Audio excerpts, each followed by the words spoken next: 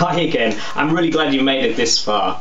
Well, as promised, here's that little action plan for you that I call the Shrinking Thinking Action Plan. Why do I call it that? Really strange name. Well, it's because worry is a thought process. It's up here in your head, but as we said earlier, it affects your whole body too. But if you can shrink that worrying thinking and maybe replace it with something better, that's going to do you a lot of favours. So, what do we do? Okay, what I want you to do first is grab a sheet of paper and a pen or a pencil. In fact, I've made it easier for you because down below the video I've actually put a downloadable sheet for you to use. So just download that, save it to your computer, print off as many copies of that as you want to use. It's yours to use and to keep. Okay, you got your piece of paper. What do you do now? The first step is maybe obvious. On the top of the sheet, just write that worry that you're facing at this very moment. I'm worried about whatever it is. So I'm worried about my exam tomorrow, my driving test next week.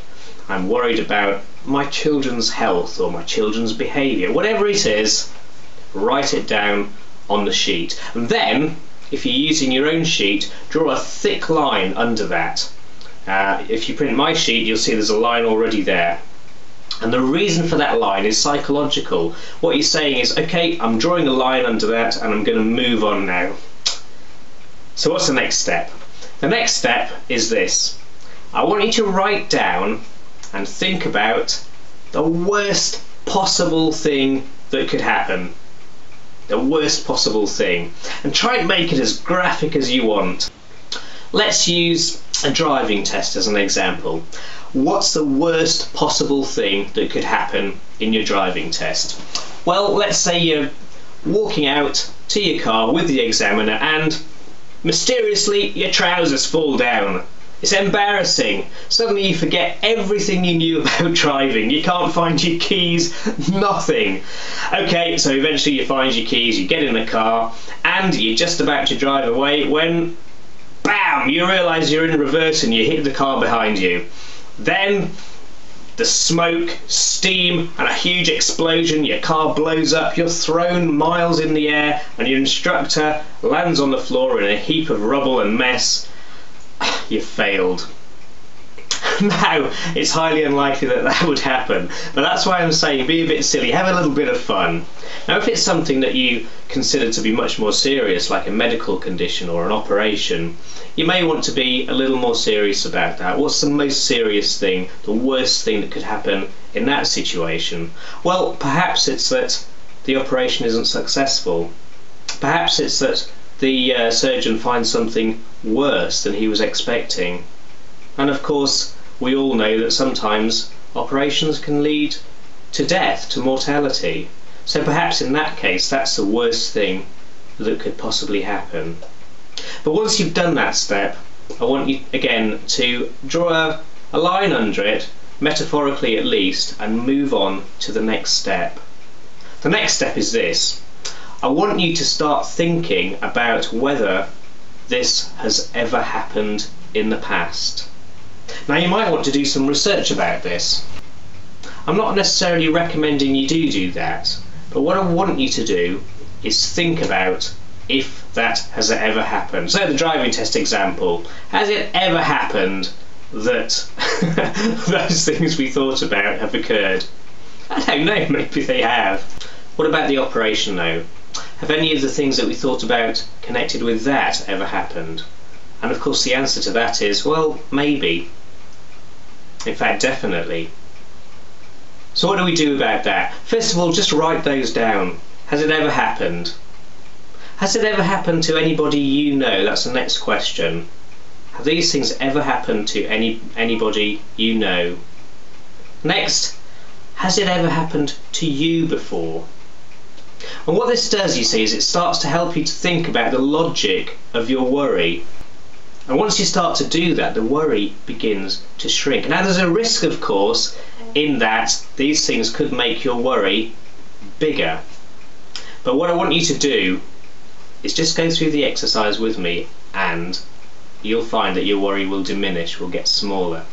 So as you see, what I'm doing is going through a thought process of the likelihood of these things happening. Now, of course, this is where you might want to do some research. For example, maybe you're worried about going on a flight. You're going on holiday, but you're terrified of flying. You're really worried about what might happen on that plane. So you might want to do some research into the likelihood of a plane crashing, or the likelihood, even worse, of a plane being taken over by terrorists. We know those things happen, but how often do they happen? And how often will they happen to you? How likely is it that they'll happen to you?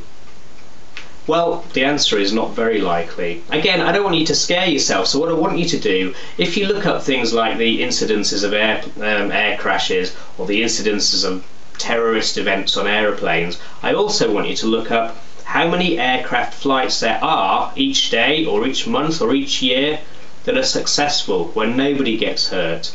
Because what you'll find is, of course, that number is far greater. So now we're going through a little process, aren't we? We've thought about the worst thing that could happen.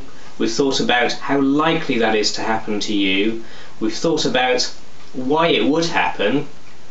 Now, finally, what I want you to do is completely turn the table round and think about what the best possible outcome could be. And the reason I want you to do that is because if you knew that the best thing was going to happen in these situations that you're worried about, you wouldn't be worried, would you? If you went into a situation, let's go to that driving test example, and you knew that when you climbed in that car, turned the key and drove off, you listened to the instructions from your examiner and everything went fantastic, and you got back to the test centre and the examiner smiled at you and said, "Lovely little drive, here's your pass certificate." You wouldn't be worried, would you? You might be nervous, but you wouldn't be worried so much. What about that operation? If you knew that you were going to go for that operation, and you got to the hospital, you went into surgery, and you came out of surgery, you woke up from the anaesthetic, and the surgeon came and saw you and said, "Absolutely lovely, went very smoothly, not a thing to worry about." That would be fantastic, wouldn't it? So that's what I want you to do. I want you to think about the best thing that could possibly happen, the best outcome. And when you do that, I want you just to add something to that. I want you to smile. That might sound a silly thing to say, but just by smiling when you're thinking about these things changes your whole mental perspective. It changes your whole attitude. And of course, you may well know that it changes what's going on in your brain. It releases endorphins in your brain, and that makes you in turn feel that bit happier. It's funny, isn't it? When you're worried about something, you don't tend to smile very much.